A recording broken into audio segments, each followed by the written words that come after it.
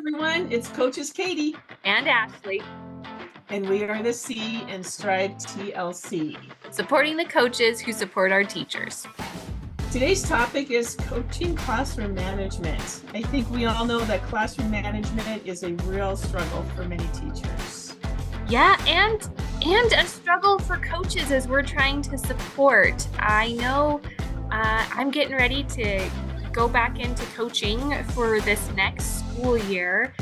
And I think from a proactive standpoint, this can be something that's really fun to do with teachers before school starts, when we're thinking about getting their classroom set up or thinking about getting rules and procedures in place. When I've struggled as a coach is when the teacher reaches out after the school year has started and shares like, the classroom management is a struggle right now. It's hard for me to prioritize when I get into the classroom where to start, because oftentimes there's a few different dynamics that are happening. What do you do, Katie, when you're coming into classrooms where that's something the teacher's working on? And so in those cases, I would say, hey, I've got this really cool tracking document. How about if I just come in and focus on that child and track their on-task, off-task behavior? And when I'm in the classroom at those times, I'm also taking a look at the classroom environment, the classroom arrangement. Does the teacher use proximity? All of those things that work well in a classroom, I'm also observing but focusing on the child. That makes it really safe for the teacher. Yeah, that makes sense. It doesn't feel like you're watching the instruction necessarily as much as, okay, here's a student in the classroom who's struggling to stay on task. What are some strategies we can put in place to support them? And it feels more about supporting the student then. Right, exactly. I had a teacher one time, and the student was constantly fiddling with things, and it was really driving the teacher crazy, but that child was also sitting in the very front. And so we rearranged her classroom, and we ended up putting that child in the back so that the student needed those little fidgets and all those little spinners and everything to help her. But those things were really distracting to the teacher. So even if you can just rearrange and observe things like that, then of course I did see some other things, but then I was in the classroom more and supporting more. And I really do think it's safe when you focus on a child more so than the teacher. Sure, sure. And I mean, that's what it's about. We want to get students feeling safe too. And so when we come in from that angle, it can just feel less intimidating. Um, and you and I were talking earlier, when you walk into those classrooms when there just needs to be a few adjustments with classroom management, you can feel it as a coach. And the teacher probably feels it all day long. There's just a feel in the room that's different. And you talked about 3 points to really look for. And for me, that felt good because that was concrete. If I'm walking into a classroom and I'm feeling that anxious feel because something's just off, what are 3 things I can check for to see if they're in place? And then I can support the teacher with those things if they're not. Can you speak to those? Oh yeah, definitely. I Somebody had told this to me. So a coach had told this to me, and it was so powerful. So when you think about when you walk into a classroom and it just feels wonderful, like you could stay there all day. I mean, me coming from fifth grade, going into a kindergarten classroom and going, I think I want to teach kindergarten now because it's so wonderful. It's so perfect in here. And what you're looking for is the positives to redirections. Definitely 5 to 1 or even higher. The teacher is really good about giving those positives to redirections. So positives to redirections is really high. Opportunities to respond, also really high. The kids are engaged. They're responding by verbal cues, by whiteboards, whatever it may be. The students are engaged. And I think actually you brought up a point a while ago in our conversation where you said, if you don't give kids something to do, they'll find something to do. And Yeah. that's definitely true. And then just the engagement piece. Are the kids actively engaged? So when those three are spot on, you want to stay in that classroom as a coach. It's just, everything is just gelling. It's wonderful. When one of them, especially with opportunities to respond or positive redirections, when one of those is off, you're in a classroom, you're doing a walkthrough, you're just supporting the teacher, and it's okay. It's not bad. It's okay. But one of them is usually off. And then when they're both off, that's when, as a coach, you might feel that anxiety. It's like, oh my gosh, what could I do to help this teacher? The teacher's feeling the anxiety. And so when you track those things, then you can say, look at this. Wait, one of these is off. Yes. And I think that's where a coach steps in and said, let me try.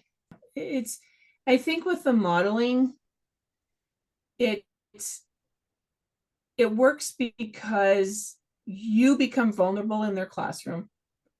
Mm-hmm. You talk to them, and it's not like, here, let me show you. I never said to teachers, let me show you how this should be done.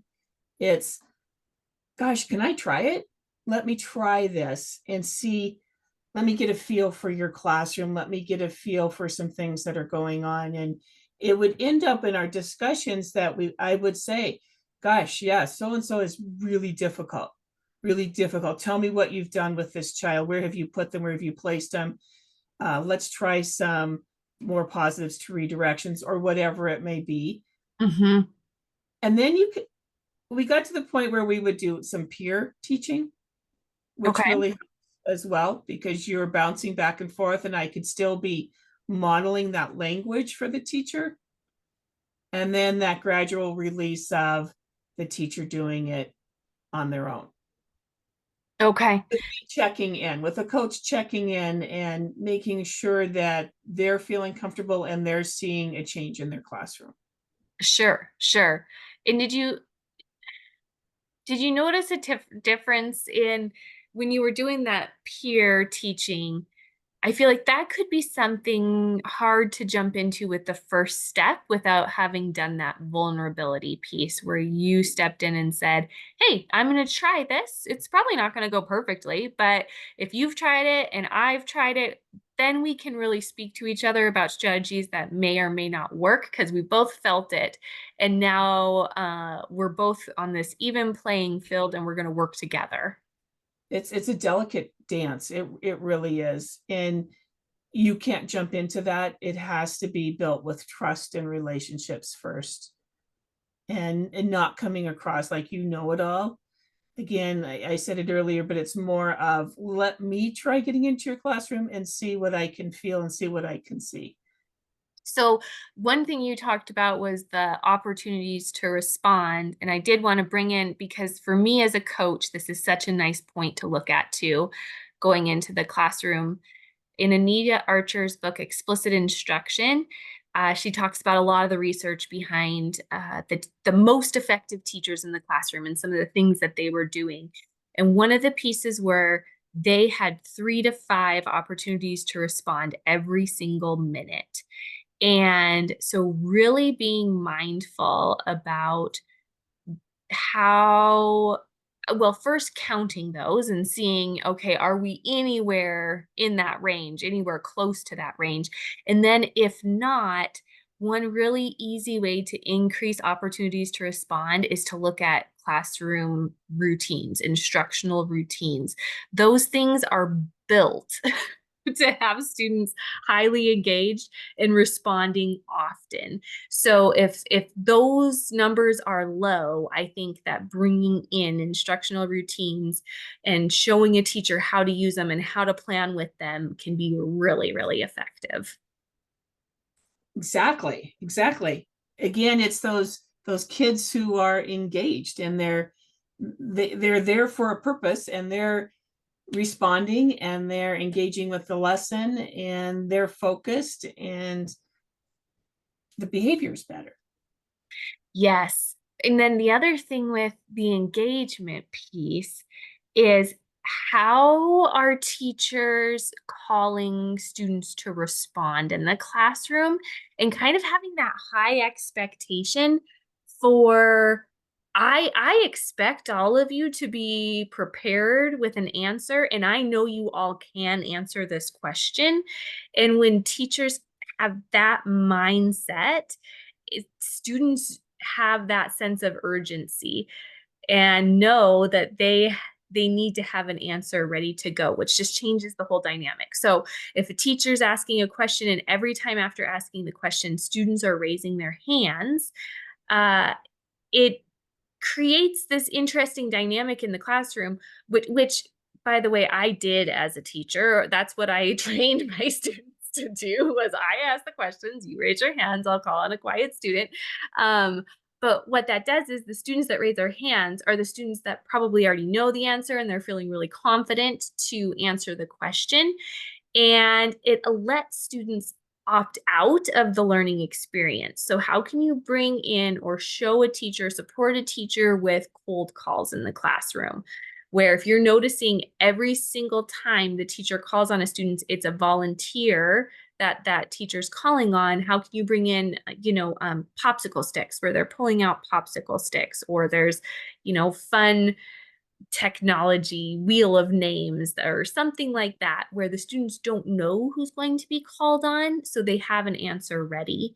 Or sometimes teachers will say, yeah, but I have this student who's really, really nervous to respond. And I think that if I did that, it would really be anxiety inducing. And then there's something called a warm call, where you have the students turn and talk with each other about a question that you've asked. Go and stand next to that student that gets a little bit more nervous and say, hey, that was such a great answer. I'm going to call on you to share that with the class. So then the student knows they're going to be called on. They've had some positive reinforcement. They're feeling really confident. And that too is a way to engage all students and also set them up for success. If you're going to be in this situation where you're calling on all students, they don't know when they're going to be called on. We also have to be mindful that we're setting them up to have correct answers in front of their peers. Oh, exactly, exactly. And I think what you're saying is if we're as a coach going in and working with classroom management, what we're focusing on are so many other different pieces, right? We're focusing on active engagement. So if you're noticing as a coach, the kids, the cold calling, if the kids aren't engaged there, then that's something that you can easily model. And the teacher could say, oh, okay, try it themselves and see if some of the classroom management issues go away. So when we're talking about positives to redirections and opportunities to respond and engagement, all of those things are little ways as well to get little tidbits to teachers that actually change the classroom management. I think people think classroom management is this whole beast, but what it is it's all these little pieces that you're doing throughout the day that create that culture, that creates that management of your classroom. I don't know. It feels so empowering for both the coach and the teacher. It's like, I can come into this classroom and look for those three things, and we can make a plan together for how we can support the students in the classroom with a focus on those three things. It's just so actionable. So Strive has this classroom management guide that does this for coaches. I'm excited to use it next year when I'm supporting teachers, because it gives us as coaches some starting points. When I'm coming into a classroom, what are some things that I can sit down with the teacher and make some goals around, because we know from research that these are supported and they're highly effective if we're implementing them in the classroom. Yeah, and I like how you started out at the very beginning being proactive. And I think that's what that handbook does. It helps you be proactive. In this classroom management guide, and we'll link this too in the show notes, there's a free course that you can watch that kind of shows you how to use the guide. The guide's really user friendly, though. You can just jump right into it. And there's a little assessment you can take at the beginning that helps you determine if you're in phase 1, phase 2, or phase 3 of classroom management. And, all of us would fall in one of these 3 phases. It's just a real good starting point for where you're at and then what you can do to improve your classroom management. Yes, I think that's excellent. And I think you do need a starting point, because sometimes not sometimes, when you are into it and you are wondering what's going on and why your classroom's not working and why it seems to be chaotic, you don't know where to start. So this is a really nice place to start and take a look to see it. Do I have everything in phase 1 under control? Do I need to go to phase 2 or wherever it may be? Yeah, great resource. All right. Well, thanks for listening today, everyone, about classroom management. And we're excited for all of you as you're starting this next new school year. And good luck to all of you.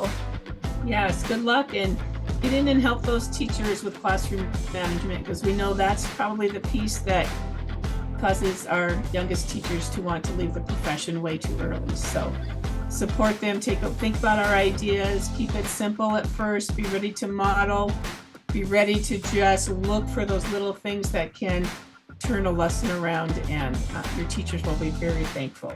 So we are Strive TLC, supporting teachers, leaders, and of course, all of you wonderful coaches.